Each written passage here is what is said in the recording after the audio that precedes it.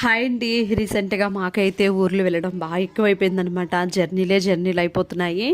రీసెంట్గానే మా హస్బెండ్ వాళ్ళ నాయనమ్మ చనిపోయారని ఊర్లోనే ఒక 15 డేస్ ఉండొచ్చాము. అలా రాగానే మళ్ళీ మా పిన్ని చనిపోయిందని కార్యంకి వెళ్ళాల్సి వచ్చింది.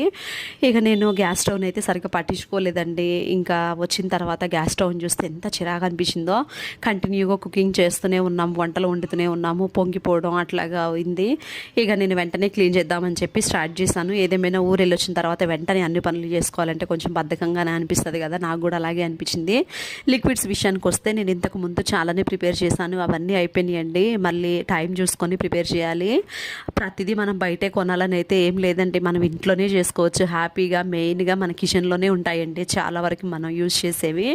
ఇక్కడ నేను ఏం చేశానంటే ఆ గ్యాస్ స్టవ్ మీద బేకింగ్ సోడాను విమ్ లిక్విడ్ అయితే వేసి కొంచెం వాటర్ జల్లి అలా కాసేపు నాననిచ్చాను అనమాట. మళ్ళీ ఆ ప్లేట్స్ మీద ఏం చేశానంటే హార్పిక్ చాలండి, హార్పిక్ కొన్ని డ్రాప్స్ అయితే వేసి బేకింగ్ సోడా వేస్తే చాలా నీట్గా అవుతుంది. హార్పిక్ అయిపోయింది, కొన్ని డ్రాప్స్ ఇవ్వండి, అది కూడా మిడిల్లో ప్లేట్కే పడిపోయింది. అటు ఇటు ఉన్న ప్లేట్స్కి సరిగా పడలేదు, అందుకే అవి నీట్గా అవ్వలేదన్నమాట. ఇక కాసేపు నానిచ్చిన తర్వాత అది బ్రష్ ఉంటుంది కదండి, నేను సింక్ దగ్గర ఎక్కువ యూజ్ చేస్తానని చెప్పాను, దాంతో బాగా రబ్ చేసేసి నీట్గా తుడిచేస్తే చాలా నీట్గా అయిపోయింది. మీరే చూసారు కదా. మనం కిచెన్లో యూజ్ చేసే క్లాత్లు అన్నీ కొనాలనైతే ఏం లేదండి. నేనైతే మా పిల్లలవి మా హస్బెండ్వి షేడ్ అయినవి టీ షర్ట్స్ అయితే యూజ్ చేస్తూ ఉంటాను.